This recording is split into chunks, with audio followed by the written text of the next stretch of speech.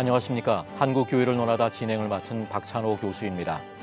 다양한 가치관과 정보가 범람하는 시대 속에서 다음 세대들이 보다 건강한 성경적 가치관을 통해 양육되도록 돕는 기독교 대안학교의 관심이 높아지고 있습니다. 하지만 기독교 대안학교의 운영과 설립을 위한 현실은 만만치 않은데요. 그래서 오늘 한국교회를 논하다에서는 기독교 대안학교에 대한 인식을 바탕으로 실제 기독교 대안학교 운영 등의 구체적이고 현실적인 이야기들을 나눠보도록 하겠습니다. 오늘 함께해 주실 출연자들을 소개하겠습니다. 평화성결교회 담임이시고 평택 크리스천 글로벌 스쿨의 이사장이신 공석원 목사님 나오셨습니다. 네. 안녕하세요. 임마누엘 침례교회에서 세운 기독교 대안학교인 체러티 크리스천 아카데미의 박재근 교장 선생님 나오셨습니다. 예, 반갑습니다. 끝으로 한국공공정책개발연구원장 장헌일 목사님 나와 주셨습니다. 예, 반갑습니다. 자녀들에게 성경적 가치관을 심어주고 공교육이라고 하는 한계의 틀을 벗어나 보다 건강하고 행복한 양육을 위해 세워진 기독교 대안학교에 대한 관심이 계속해서 높아지고 있습니다. 지난 시간에도 확인했듯이 기독교 학부모 10명 중에 7명이 기독교 대안학교가 필요하다라고 하는 조사 결과가 나왔는데요. 아마 그와 함께 기독교 대안학교에 대한 목회자들의 인식 조사도 이루어졌다라고 듣고 있습니다.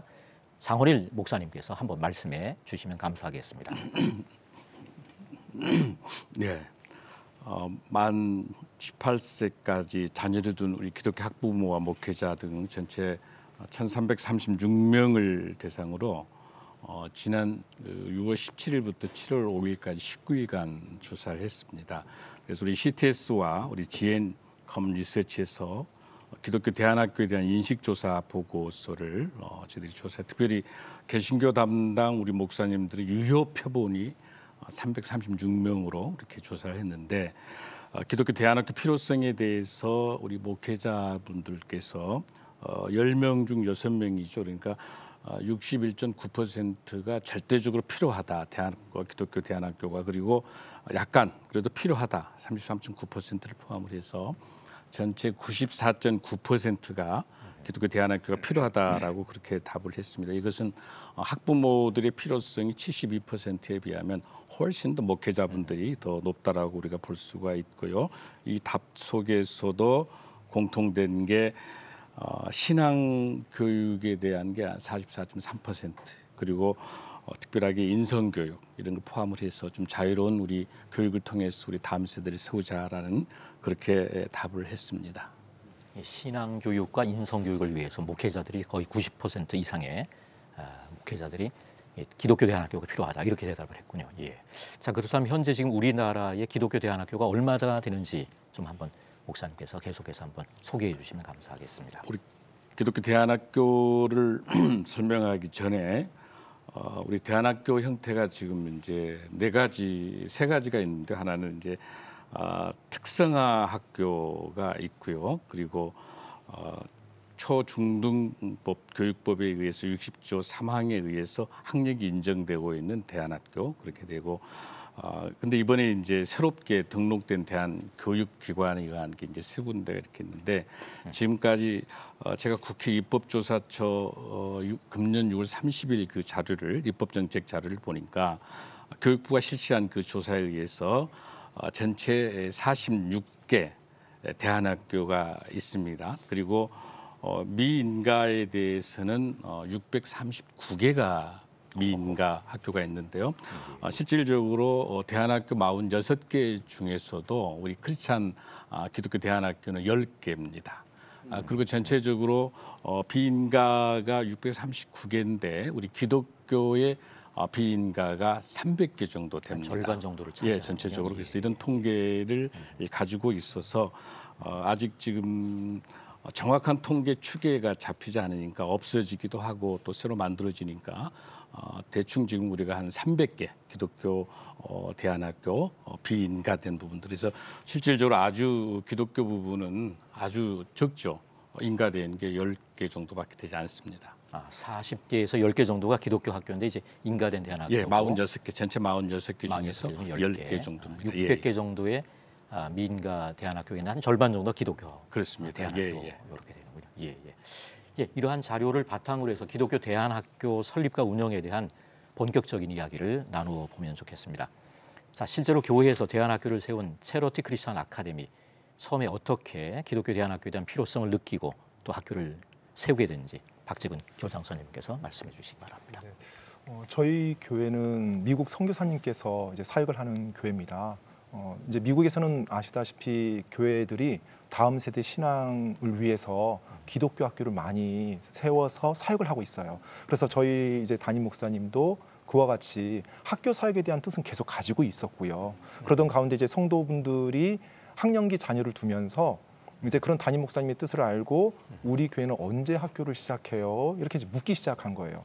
물론 이제 그 부모님들도 자녀를 학교에 보내면서 하루 많은 시간을 하나님을 믿지 않는 이제 그런 학생들, 친구들, 선생님들 가운데 있으면서 아이들이 생각이 바뀌는 걸 이제 보게 되는 거죠. 그래서 그 필요성을 느끼고 기독교 학교가 있었으면 좋겠다라는 마음의 간절함으로 이제 물었는데 그때마다 이제 저희 선교사님이신 담임 목사님은 준비가 되면 하겠습니다. 준비가 되면 하겠습니다라고 말했고요. 그 준비가 바로 이제 헌신된 교사였어요. 그러던 가운데 이제 시간이 흐르면서 저희 교회 학교 선생님이라든지 학원에서 가르치시는 분들이 더해지고요. 그리고 저도 이제 그러던 가운데 이제 저도 하나님의 사역에 소명을 받고 이제 같이 사역에 들어가면서 저희 담임 목사님이 이제 저에게 처음으로 주셨던 임무가 기독교 학교를 세워라.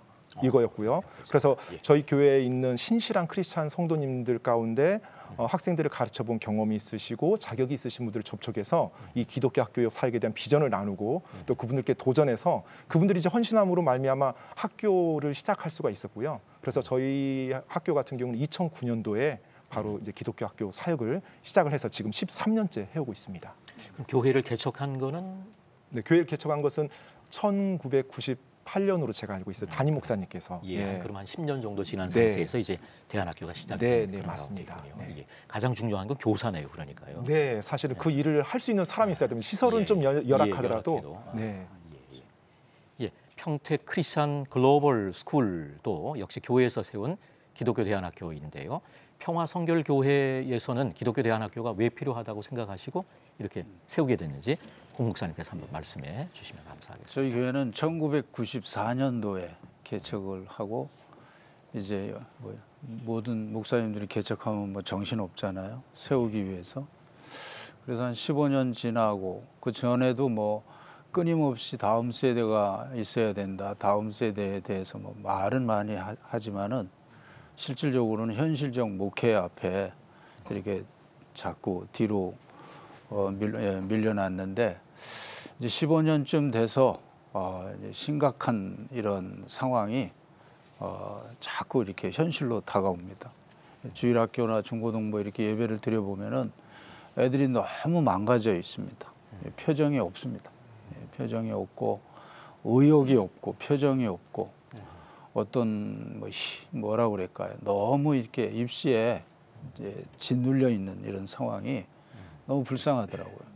근데 거기에 이제 교사들은 열심히 가르치는데 그 효과가 아주 많이 부족하게 나타나고. 주일학교에서 가르치는 거. 예. 교사들이 얼마나 사명 있게 가르치는데 뭐 듣는 애들은 거의 듣는 둥 마는 둥 뭐 이렇게 돼 있고. 우리가 이제 우리 세대 주일학교 때는 굉장히 영향력이 많았잖아요. 뭐 부흥회 또 수련회 이런 걸 통해서 많은 인재들이 사역자들이 배출이 되는데 그 교회 현실에서 볼 때는 굉장히 아주 소극적이고 영향력이 아주 미흡해요. 그래서 이거 안 되겠다 해가지고 이제 다른 다음 세대를 위한 다른 프로그램들 뭐 성품학교, 쉐마 같은 경우는 토요일 날을 주일로 여겨서 한 2시간들 이제 자녀하고 부모하고 같이 성경을 두고 서로 토론하고 교육하고 이런 그런 프로그램인데 굉장히 효과적이었습니다. 그런데 뭐가 문제냐면은 학교만 갔다 오면은 그 효과가 거의 뭐 없어지는 거예요. 희석이 돼버려요. 예, 그래서 이건 시간과의 싸움이고 아무리 좋은 거라 할지라도 시간이 많이 투자돼야 되는데 그래서 대안학교를 이제 생각하게 되는데 대안학교를 여기저기 알아보고 세미나도 갔다 오고 보니까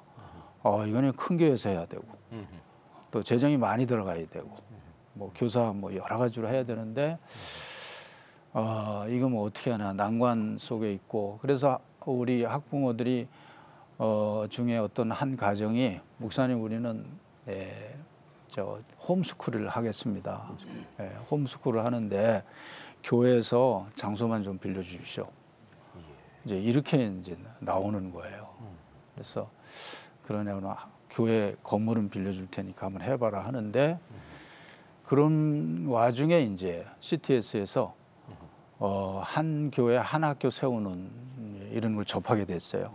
그래서 이제 추성 교사님을 만나게 되고 또 교인들한테 또 설교도 하게 해서 교인들이 인식도 갖게 하고 막 이런 진행 속에 이제 첫 번째니까 우리가 교사가 한 20명 이제 지원을 해가지고 한 6개월을 교육을 받았습니다. 그러면서 이제 구체적으로 이제 하나하나 이제 진행이 돼서 이제 한 2019년 4월에 개교를 했습니다. 2009년에 세우셨고 이제 2019년 정도에 이제 개교를 한 것으로 두 학교의 어떤 설립 과정에 대한 이야기를 우리가 들었는데요. 이 어떤 기독교 대안 학교들마다 처음 세우게 되는 계기와 동기들은 동일하지만은 않은 것 같은데 거기에 대해서 장원익 목사님 좀 한번 나눠주시기 바랍니다. 이번에 이제 데이터를 설문을 이제 조사를 한 것처럼 그 대안학교를 운영하는 그 목회자 입장에서 운영하는 그 계기를 우리가 먼저 물어봤더니 방금 우리 이제 목사님 말씀하신 것처럼 CTS 캠페인을 보고 운영을 했다라는 분이 좀 많고요. 그리고 이제 주위에서 소개하는 경우가 있고 또 그리고 주위에서도 기독교 대안학교에 대한 그 활동의 보고를 들은 경우도 있고 또 때에 따라서는 그 필요성을 절감한 그런 경우가 주로 많이 있고요. 운영한 그 동기를 보더라도 가장 큰 거는 그 신앙 교육의 중요성 같아요. 무엇보다도. 그리고 지금 이렇게 공교육 속에서 어려움을 겪고 있는 그 기독교 가치관 그런 문제들을 교육을 하고 사실은 목사님 말씀하신 것처럼 대안학교 설립 계획의 필요성들을 보더라도 목사님들은 신앙 교육이 필요하다라고 하는 게 81.8%에 비할 때 학부모들은 63.8%거든요. 그러니까 가장 중요한 것 중에 하나는 성도들이 학부모들이 간절한 수요가 있을 수 있을 정도로 충분하게 공감을 갖고 충분하게 준비하고 모판을 잘 준비해서 그래서 목회자와 함께 만들어 가야 된다고 생각하고요. 조금 더 구체적인 것들은 방금 말씀하신 것들처럼 우리 CTS 다음 세대 지원센터가 전문 기관이 지금 이 분야를 오랫동안 연구하고 있기 때문에 이 센터를 통해서 자문을 받으시고 또 체계적으로 여러 가지 걱정하시는 모든 부분들을 함께 이 센터를 통해서 진행을 하면 성공적으로 학교에 잘 세울 수 있지 않겠느냐 그런 생각을 갖습니다. 한 교회 뭐 한 학교 이 운동을 언제 CTS에서 한 거죠? 예? 2019년이니까 이게 한 5년 정도 됐나요? 사실은 2005년부터 다음 세대에 대한 비전들을 갖고 있으면서 그 꿈들을 오랫동안 이제 CTS를 준비해 왔죠. 그러면서 저출산 문제로 접근하고 또 이렇게 하면서 결국은 방과 후라든지 또 돌봄이나 이런 형태를 낮은 단계에서 진행을 하다가 학부모들의 요청들에 의해서 이게 성숙하게 되면 목회자의 비전과 함께 준비해서 결국은 신앙교육이고 그리고 또 동시에 기독교적 성경적 세계관을 통해서 다음 세대를 훈련하는 것들을 우리 CTS가 오랫동안 준비를 해오고 있습니다. 한 교회 한 학교면 이제 모든 교회가 다 대안학교를 세워야 된다는 그런 얘기가 되겠네요. 설립에 대한 여러 가지 얘기들도 우리가 들었는데 체러티 크리스천 아카데미와 평택 CGS 역시 여러 가지 또 어려움들이 있었을 것 같습니다. 이런 어려움들 처음 학교를 설립한 가운데 또 운영하는 가운데 또 어려움들이 있을 것 같은데 한번 박정우 교장 선생님께서 체러티 크리스천 아카데미 설립 과정에서 가장 어려웠던 게 어떤 건지 한번 좀 나눠주시기 바랍니다. 사실 뭐 가장 어렵다라고 생각할 때 이제 뭐 교회마다 다 상황이 다르기 때문에 여러 가지 요소들이 나올 것 같아요.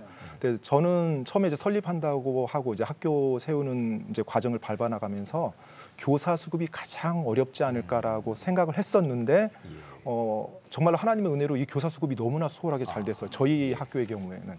그래서 그 부분은 정말로 하나님께 감사하면서 이제 헌신된 교사가 준비되고 이제 학교를 이제 시작하면 되겠다 생각했는데 의외의 복병을 이제 만난 상황이 있었는데요. 바로 이제 교회 성도들의 반응이었어요. 헌신된 교사가 준비됐습니다. 그리고 다음 세대 이 교육이 정말로 필요합니다. 그리고 학교를 어떻게 운영하겠습니다라고 말하면 저는 막 학부모님들이 자녀들 막 보내주고 등록해주고 기도하고 후원해줄 줄 알았거든요. 그랬더니 덤덤한 거예요. 그리고 덤덤한 걸 떠나서 어떤 분은 의구심까지 제기를 하고요. 꼭 이래야 되느냐 뭐 이런 네. 식으로. 그리고 교회가 뭐 재정적으로 힘들어지지 않겠느냐. 그리고 학령기 자녀를 두지 않은 성도분들은 그걸 꼭 교회에서 또 해야 되느냐. 이제 그런 어려움이 있었고 또 두 번째는 학교 사역에 관심이 있으신 이제 학부모님들이 나왔는데 그분들도 학교에 대한 개념이 다 다른 거예요. 그러니까 기독교 학교 사역을 한다고 하니까 어떤 분은 학원에다가 학원 수업인데 성경 공부 좀 첨가한 거.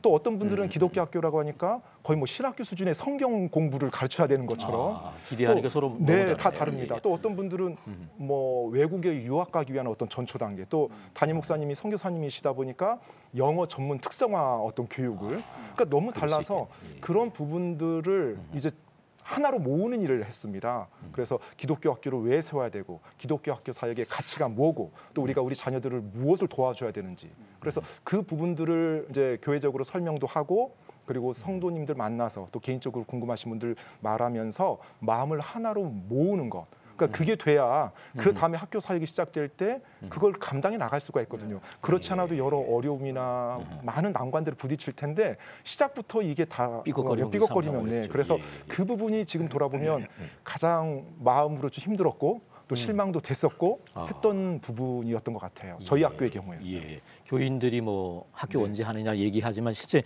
시작하니까 또 뒤로 물러. 네, 그러니까 그런 그런 교인들도 모습이네요. 있었지만 또 그러지 않은 교인들도 상당수가 또 있어서. 같이 있었던 거죠. 네. 그런 가운데 이제 어려움들을 극복하게 네. 되는 것 같고요. 평택 크리스천 글로벌 스쿨도 그동안 학교를 운영하시면서 많은 어려움들을 겪으셨을 것 같은데 운영하는 점에서 뭐 어려운 점 어떤 점들이 있을까요? 이제 시작하려고 이제 교사 교육도 하고 이렇게 하는데 토양 작업도 하고 전송도 대상으로 기도 훈련도 시키고 막 이러는데 실질적으로 이렇게 열어봤더니요 몇 종류의 성도들이 있더라고요. 이제 전체적으로 말하면 이해 부족인데 이제 제일 많은 게 이제 재정적인 일반적 대안학교를 이제 접하고 사전 지식이 있으니까 그러니까 재정이 많이 들어간다 이렇게 하고 그 다음에 또 한 그룹은 이제 그 나이가 이제 지난 나이예요. 좋은데 이제 막 이 좋은 점을 막 얘기를 하고 그러니까 너무 좋은데 나이가 이제 오버돼서 아쉬워하면서 좀 아파하는 그런 그룹이 있고 또 한 그룹은 보내야 되는데 여건이 안 되는 거예요. 재정적 여건이 있고 또 짱믿음. 엄마는 보내고 싶은데 아빠가 이제 안 믿으니까 못 보내고 뭐 이러한 여러 가지 어려움이 있는 게 이제 현실이고요. 그리고 막상 이제 진행을 하니까 이게 이제 어둠의 세력이 굉장히 역사하는 것 같아요. 선교 안 하던 교회가 선교하면은 막 교회 여러 가지 분란이 일어나듯이 막 그렇게 하듯이 학교가 막 진행되니까 이거는 뭐 선교사 파송하고 선교적 교회로 진행하는 것보다 제가 목회 개척하면서 한 27년째인데 아주 가장 큰 어려움이 닥치는 거예요. 그 중에 어려움이 이제 서로 어떤 의견 차이지만은 이제 막 구체적으로 진행을 하니까 막 성도들이 나가고 막 이러니까 이게 갈등이 굉장히 심하고 솔직하게 얘기하면 이걸 해야 되나 이런 갈등도 생기고 그러고 또 이제 진행하다가 보니까 또 교회 불이 나버리고 이게 그래서 이제 다는 안 탔지만은 이제 소 식당이 이제 타고 하나님이 그 옆으로 퍼지면은 다 타버리는 건데 그럼 이제 막아주셨고 이런 과정을 하는데 그럼에도 불구하고 이제 진행을 하는데 결과적으로는 굉장히 교회가 성도들이 기도 후원 또 헌금 후원 뭐 이런 부분들이요 굉장히 점점 나아지는 것 같아요. 예, 현실적 어려움에도 불구하고 대안교육이 진행이 되고 있는데요. 학교 설립 전후의 생각의 차이에 대해서도 좀 궁금합니다. 설립 계획 단계와 운영 단계의 어떤 차이랄까 갭이 또 얼마나 큰지 현실적인 이야기가 궁금한데 박지근 교장선생님부터. 사실은 이제 설립 계획 단계에서 어렵겠구나라고 생각했던 건 대부분 어려웠고요. 이제 방금 질문이 갭이 나는 부분을 이제 보셨는데 이제 그 부분이 이제 한 가지가 좀 생각이 납니다. 그러니까 저 처음에 기독교 학교 사역을 시작했을 때 이제 헌신된 교사분들이 이제 준비가 됐잖아요. 그래서 저는 자격도 있고 경력도 있고 또 하나님을 향한 신실한 믿음과 좋은 분들이에요, 정말로. 그러니까 그분들이 이제 학교를 같이 하면 아, 이분들이 완벽하게 모든 걸 다 감당하면서 해주겠다. 나는 뒤에서 후원만 해주면 되겠다. 그렇게 생각을 했었거든요. 그런데 이제 학교가 진행이 되면서 이제 직접 그와 같은 가르침이 진행이 되면서 소소한 문제들이 발생하는 거예요. 뭐 여러 가지 갈등, 또 오해. 그래서 왜 이럴까? 이분들 정말로 좋은 분들인데. 그랬는데 나중에 이제 돌아보니까 이분들이 신실한 크리스찬이고 헌신된 분들은 맞는데 이분들도 기독교 학교 사역을 직접 해본 경험은 없으신 거예요. 그러니까 신실한 크리스찬 직장인들과 같이 이분들도 나름대로 자신의 어떤 기질도 있고 또 자신의 어떤 스타일도 있고 또 학교 선생님이고 학원에서 가르쳤지만 학생들을 훈육하는 방법도 나름대로 다 다르고 예, 그러다 보니까 어떤 것은 성경에서 약간 좀 벗어난 그리고 또 바람직하지 못한 이제 이런 부분들이 나오는 거예요. 그래서 그런 것으로 학생들과의 갈등도 생기고 학부모와의 갈등도 생기고 정말로 선생님 한 분 한 분 너무나 훌륭한데 그래서 아 이게 기독교 학교 사역에서 정말로 중요한 부분이구나. 그래서 그때부터 저희가 학교에서 이제 교사 미팅을 했습니다. 그래서 매주 교사 미팅을 가지고 이제 교사 미팅 시간에 이제 교육하는 시간이었어요. 그리고 어떤 학급에서 어떤 문제가 일어났을 때 이것을 성경적으로 어떻게 그 학생을 도와줄 수 있을까? 또 이런 문제가 발생했을 때 다른 선생님은 어떻게 하나님을 기쁘게 하는 방식으로 이걸 해결할 수 있을까요? 이런 질문들을 서로 나누고 서로 이제 책도 보고 공부도 하면서 같이 함께 배우는 시간을 가지기 시작했습니다. 그러면서 이제 그런 문제들이 서서히 해결되는 것들을 이제 보게 됐는데 저는 기독교 학교 사역을 하면서 가장 좀 의외였다. 아 이런 문제가 있구나라고 느꼈던 부분이 이제 이런 교사에 대한 이제 교육, 예, 그리고 교사와 하나가 돼서 똑같은 마인드로 가는 이런 부분이었던 것 같아요. 아, 그럼 교사가 지금 몇 명? 교사가 현재 이제 전담 교사로는 8분이 계시고요. 이제 파타임 교사는 이제 한 4분 정도 계십니다. 사실 이게 뭐 시행착오를 겪어본 경험도 없고 그러니까 시작을 해서 또 여러 가지 많은 갈등들이 있고 생각을 모아가는 그런 일들이 굉장히 중요하군요. 공 목사님도 한번 좀 거의 뭐 비슷하게 일어나는데 한 가지 감사한 거는 일반 학교 대안학교하고 차이가 뭐냐면은 그런 갈등이 일어나는데 우린 추구하는 게 예수님이고 그리고 이제 테스트가 성경이니까 그런 아픔이 드러나서 약간 갈등을 겪는데 그거로 인해서 더 화합되고 더 하나 되고 또 서로 알아가고 뭐 이러한 그 대안학교 특징이 있더라고요. 교사도 그렇고 그 안에 학생들도 여러 가지 갈등이 많이 있습니다. 그런데 그게 바깥으로 표출을 해버리니까 잠깐은 이제 어려움이 있는데 그게 오히려 기도하게 하고 상담하게 하고 서로 대화하게 하면서 예수님에게 포인트를 맞추고 이렇게 가니까 시간이 갈수록 자꾸 좁혀지는 것 같은 그런 이게 뭐 넓어지는 게 아니라 자꾸 이렇게 좁혀지더라고요. 그런 아주 장점이 있더라고요.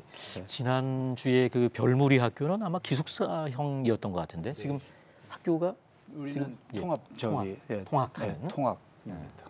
주변에 이제 그 학부형들이 살면서 이제 보내는군요.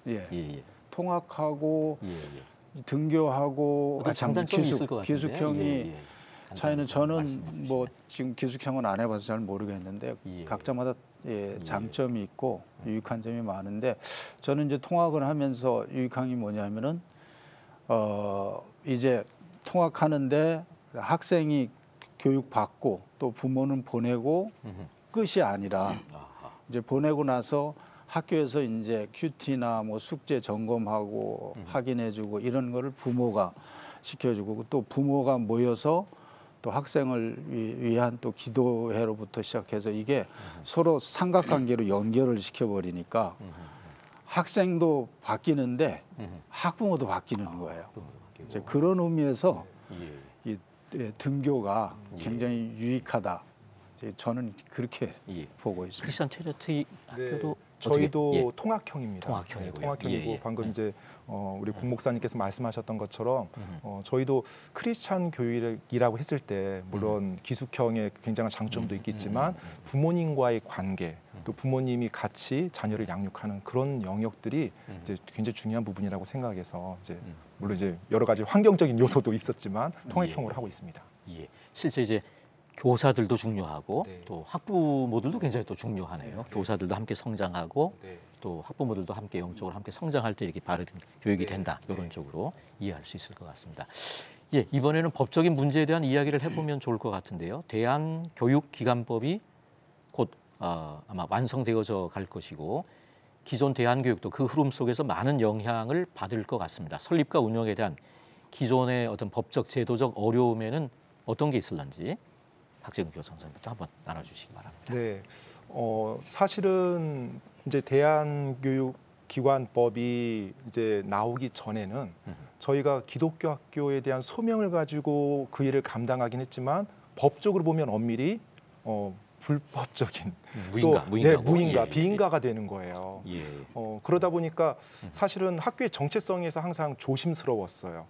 예를 들어 학교에서 어떤 문제가 하나 발생하더라도 그게 만약에 이슈가 되거나 어떤 잘못 확산이 되면 학교의 사역을 계속 하지 못할 수도 있다라는 이제 그런 부분들에 대한 그 학교를 다니는 아이들도 네. 학교 박 아이가 되는 거죠. 그렇죠. 학교 밖 아이가 됩니다. 그래서 이제 그와 같은 정체성에 대한 것들 그리고 예. 안정적인 어떤 기초 토대 위에서 법적인 토대 위에서 세워지지 못했다는 것에 예. 대한 불안이 있는데 만약에 이제 이 대한학교 기관법이 이제 시행이 된다라면 그런 영역에서 굉장히 많은 도움 또 안정감 그리고 이제 학교에 대해서 사람들에게 보다 더 많이 알릴 수 있지 않을까 이제 이런 예. 생각이 좀 듭니다. 비인가 또 무인가 아니면 뭐 불법 이렇게 네, 얘기할 네. 수 있는 그런 상태에서 이제 네, 네. 어떤 법적인 지위를 그렇죠. 이제 보장받게 네, 되는 네. 그런 적이겠네요.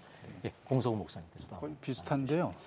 우리는 이제 학부모들한테 첫 번에 이렇게 입학시킬 때 대학에 관해서는 입시에 관해서는 좀 내려놔야 된다 이렇게 하고 오로지 성경 중심의 성품 중심의 인격 중심으로 해서 그 다음에는 이제 본인이 이제 그 진로에 대해서 노력할 수 있도록 그래서 일단은 학부모님들한테 대학 진학에 대해서는 내려놔라 이제 이렇게 했습니다.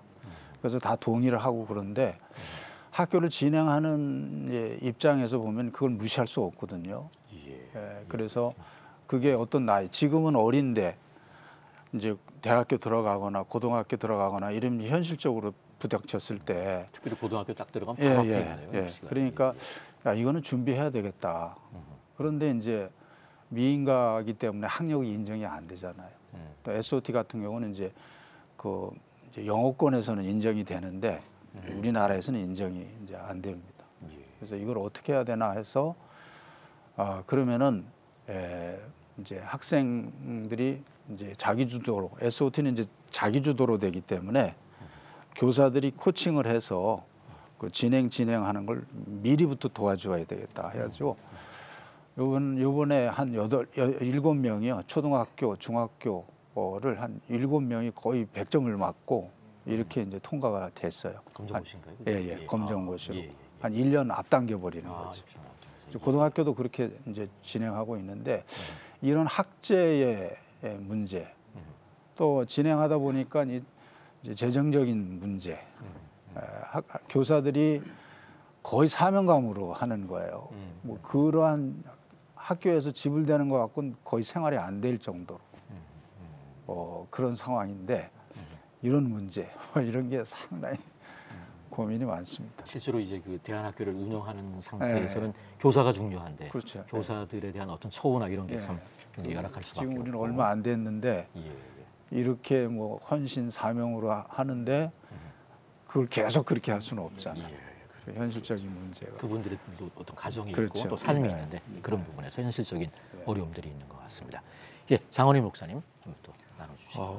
말씀하신 것처럼 그 우리 박재근 우리 교수님 말씀하신 것처럼 교사에 대한 관련된 부분은 CTS 우리 다음 세대 센터에서 기독교 학교 연맹과 제 MOU를 통해 가지고 교사 교육을 좋은 교사를 양육해서 각 학교에 배치할 수 있도록 그렇게 지금 준비를 하고 있거든요. 그래서 그분 그렇게 하면 좋을 것 같고 방금 말씀하셨던 그 팩트인데 그 1990년도에 깐디 청소년 학교를 미인가로 시작한 전일제를 우리가 기독교 어쨌든 대안학교의 출발로 우리가 여러 설이 있습니다만 그렇게 봤었을 때 지금 우리가 이제 20년 정도 역사가 좀 되는데 간대학교 예, 그래서 이번에 말씀하신 것처럼 대한교육기관법입니다. 이 법이 지난 작년에 12월 9일 날 국회 본회의를 통과해서 제정이 금년 1월 12일 날 제정이 됐거든요. 그러니까 이게 시행되는 거는 2022년 1월 13일이에요. 얼마 남지 않았어요. 그래서 지금 현재 시행령을 지금 만들고 있거든요. 그래서 우리가 이 법에서 조금 관심 있게 봐야 될 게 제일 중요한 거는 대안학교가 무엇인가라고 한 법적 정의를 내렸다는 것이죠. 그리고 쉽게 얘기해서 개인의 특성 또 다양한 교육, 개인의 소질, 적성 개발 이렇게 어느 정도 정의를 내려주는 게 중요하고 그리고 공교육에 선한 영향력을 미칠 수 있고요. 그리고 동시에 교육청이 이제 교육감이 관리를 하기 때문에 공공성을 같이 가지고 해보겠다라고 하는 측면에 있어서는 아주 긍정적으로 우리가 볼 수가 있는 부분입니다. 그런데 이제 문제가 지금 뭐냐면 원래 당초 이 법안에는 학력을 인정하는 게 들어 있었어요. 근데 그게 이제 삭제가 되고 그다음에 중요한 거는 재정적인 지원. 이게 원래는 들어 있었거든요. 급식비라도 여러 가지. 그런데 그러니까 이 두 가지가 삭제되고 통과가 됐기 때문에 지금 이제 시작이라고 봐야 돼. 이 법안이 시작으로 봐야 되고 장기적으로는 이제 이런 재정적인 지원이라든지 학력 인정이 돼야 될 겁니다. 현재 보면은 대안학교가 특성화에 대한 데는 학력도 인정이 되고 재정 지원이 되고 있습니다. 그것은 이제 뭐냐면 생태 농업이라든지 건축이라든지 이런 것들이기 때문에 지원이 되고 있고 그다음에 이제 초중고법 교육법에 대한 60조 3항에 의해서 만들어진 거는 학력만 인정이 되고 재정 지원이 안 되고 있죠. 그러니까 지금 현재는 그런 안과 방금 이제 등록된 근데 문제가 지금 뭐냐면 이게 등록된 이제 대안학교가 되겠죠. 이번 것은 그래서 이번에 해당되는 대한교육기관의 등록이기 때문에 이번 기회 때 아까 제가 말씀드린 것처럼 639개가 넘기 때문에 비인가가 등록 이 부분들을 많이 낮춰서 많은 비인가 대안학교들이 다 등록할 수 있도록 등록 요건을 낮춰야 낮추 그래서 시행령에서 최대한 잘 조정을 해가지고 가능하면 공공성으로 들어와서 그래야만이 이제 법적인 효력을 갖고 있는 거기 때문에 그래서 그런 부분들이 반드시 좀 정리돼야 되는 것 이런 문제들이 이제 있습니다. 그러나 앞으로 좀 방법 중에 하나는 재정 부분에 있어서도 정부가 앞으로 바우처라든지 이런 걸 통해 가지고 직접적인 지금 현재 교육에 관련된 예산이 90조거든요. 근데 전부 다 기관에다가 재정을 주고 있기 때문에 이 우리에게 만약에 안 된다면 학습권에 의해서 학생들의 학습권 측면에서 지원이 돼야 돼요. 그런 측면으로 본다면 어차피 우리 부모들도 세금을 내고 있기 때문에 교육세를 내고 있거든요. 그래서 당연히 그 세금에 대해 바우처를 통해 가지고 부모들에게 그걸 환원해 주면 그걸로 학비를 댈 수 있도록 이런 정도의 시스템들이 앞으로 제가 보기에는 좀 더 정책적으로 만들어져야 된다라는 그런 생각을 갖고 있습니다. 그러면 지금 이 그 대한교육기관법이 통과되더라도 지금 대안학교 민가 대안학교 학생들은 검정고시를 계속 봐야 되는 상황인가요? 그러면? 그렇죠. 예, 왜냐하면 학력 인정이 안 되고 학력 있기 인정 안 때문에. 되고 또 한 가지가 아마 초회 관심이 이제 교사들에 대한 재정 지원인데 그것도 일단 지금은 어려운 상황이고. 그래서 지금 어쨌든 이번에 600개가 넘으니까 등록이 최대한 하도록 하고 단 이번에 이제 배제가 문제가 있는데 배제는 뭐냐면 외국 대학에 지나가려고 하는 건 제외한다. 그다음에 학원 성격도 제한한다. 수업을 외국어로 하는 거는 인정이 안 되는 거예요. 이런 걸 배제와 등록의 차이가 어디 있는지도 아주 세심한 부분이거든요. 이런 부분들 잘 조정을 해야 되고 그다음에 지금 용어 중에도 보면은 제 5조 2항도 보니까 주된 목적, 주된 언어 이런 그 주된 목적이 무엇인지도 시행령에서 좀 저는 이 법안이 대한교육기관법이 성공하기 위해서는 시행령을 어떻게 만드느냐. 시행령 속에서 그게 어떻게 굉장히 중요할 수용할 것 이게 같은데요. 그렇지 않으면 또 이게 이 법이 유명무실할 수밖에 없는 것이죠. 그러면 기독교 대안학교 쪽에서 이렇게 목소리를 낸다면 어떤 그 정부나 교육부를 향해서 어떤 목소리를 낼 수 있을까요? 네, 그래서 지금 여기에 관련돼서 지금 시행령을 이제 저도 지금 같이 우리 연구소에서 준비를 하고 또 지금 CTS에서도 다음 세대 운동본부에서 지금 정책적으로 준비를 하고 있는데 지금 그 대한교육연구소라든지 또 기독교학교 연맹이나 여러 기관들이 이번에는 하나가 좀 돼서 이 시행령을 만들어내는 과정부터 관여해서 그 사역을 하고 있는 기독교 대안학교의 비인가 현장의 목소리를 최대한 반영을 해야지 책상에 있어서는 안 된다고 봐요. 그래서 그런 측면에 있어서 탁상 행정으로 예, 충분하게 좀 의견을 그런 의미에서 오늘 토론이 참 저는 중요하다 그렇게 생각을 합니다. 뭐 여러 가지 이제 현실적인 어려움들 또 이제 법안에 대한 얘기도 좀 저희가 들었는데 두 분 그 교장 선생님 또 이사장님 목사님들께서 느끼시는 어떤 어려움에도 불구하고 가장 큰 보람이 있을 것 같은데 그걸 좀 한번 나눠주시면 좋을 것 같습니다. 기독교 대안학교 사역이잖아요. 결국 아이들이죠. 학생들입니다. 그러니까 그 다음 세대 아이들이 하나님 말씀 안에서 올바르게 성장하도록 하기 위해서 우리가 이 사역을 지금 헌신하고 있기 때문에 가장 큰 보람도 사실은 그 아이들의 변화거든요. 그러니까 저희 이제 학교 같은 경우에 이제 졸업생들이 이제 좀 배출되기 시작했는데 그 졸업생들이 나중에 이제 학교를 떠나서 이제 대학교라든지 뭐 더 사회생활을 하면서 이렇게 연락을 지금도 해요. 하는 학생들이 제법 있습니다. 그래서 고맙다고 하고 또 학교 다닐 때 몰랐는데 사회 나가서 생활해 보니까 정말로 내가 복받은 청소년 기간을 보냈네요. 그 당시는 몰랐는데. 네, 그 당시에는 왜 우리에게 이렇게 뭐 별나게 하느냐 이럴 수도 그렇죠. 있겠고. 그런데 자신들을 얼만큼 사랑하고 어떻게 올바르게 인도하고자 헌신했는지를 이제 이 아이들도 이제 깨닫는 거예요. 그래서 고맙다고 연락이 올 때도 있고 또 더 나가서는 학부모님한테도 연락 올 때가 있어요. 이미 졸업한 졸업생 학부모가. 네, 그래서 야, 참 이게 감사하고 또 무엇보다도 그 아이들이 그 학생들이 학교를 졸업하고 나서도 여전히 하나님을 믿는 신앙생활을 해 나가는 모습 볼 때, 이제 뭐 다른 교회라 할지라도 그 교회에서 신실하게 하나님 섬기고 저 잘 믿고 있습니다라는 말을 들을 때 참 감사합니다. 예. 그와 같은 하나님이 맛을 보여주시니까 좀 힘들더라도 그 사역을 한 걸음 한 걸음 해 나갈 수 있는 것 같아요.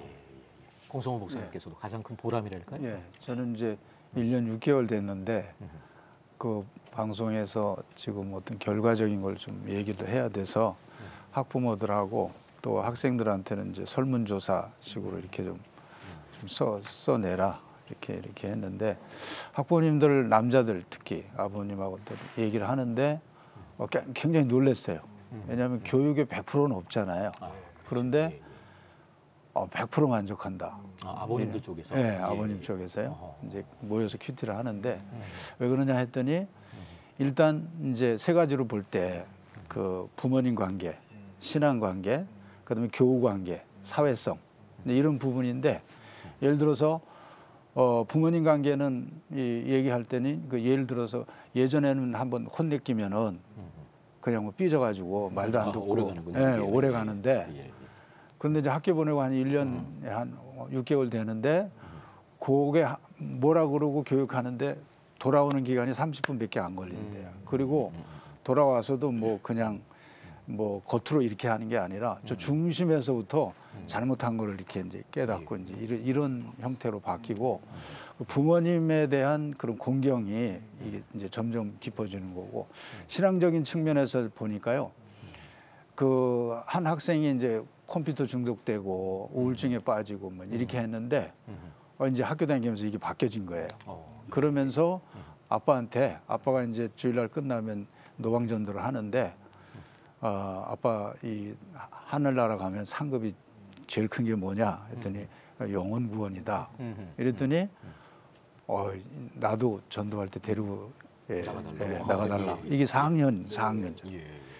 그래가지고 이제 같이 데려 나갔는데 나중에는 얘가 더 하는 거예요. 예. 그래가지고 부모가 웃으면서 내가 힘들다고 막 이렇게 하고. 예. 그리고 이제 이 학생들도 자기도 학습이니까 밤 늦게까지 일어나서 보면 공부를 한대요. 뭐 보니까 이제 자기가 세운 목표를 자기가 달성을 해야 되니까 그거를 밤 늦게까지 이렇게 하고 자고 막 이런 게 몸에 1년 6개월밖에 안 됐는데 이런 걸 이제 부모가 보니까 너무 이게 막 좋아가지고 100%다 막 이렇게 얘기하고 교사들은 또 그걸 보니까 힘들어도 보람을 좀 느끼는 너무 보람을 느끼는 거죠.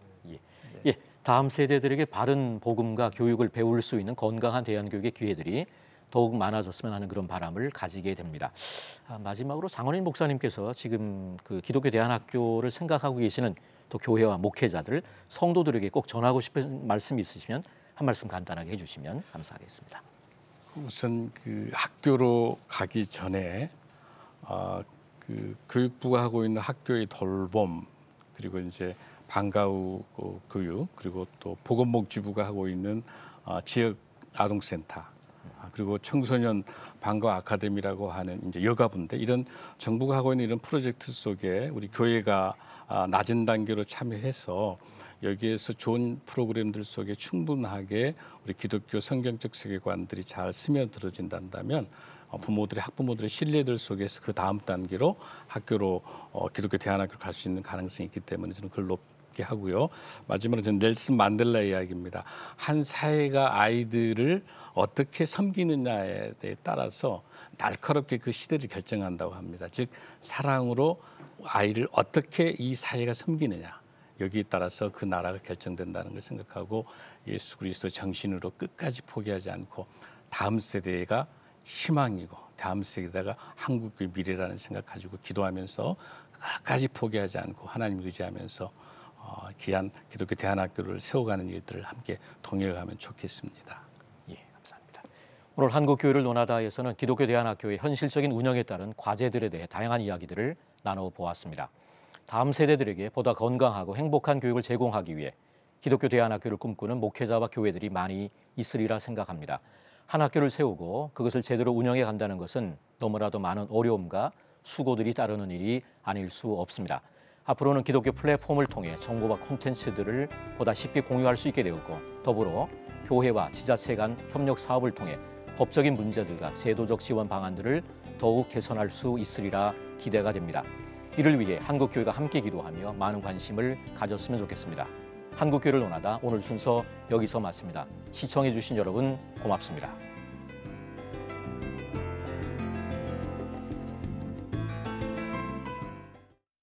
이 프로그램은 여러분의 미디어 선교 후원으로 제작되었습니다.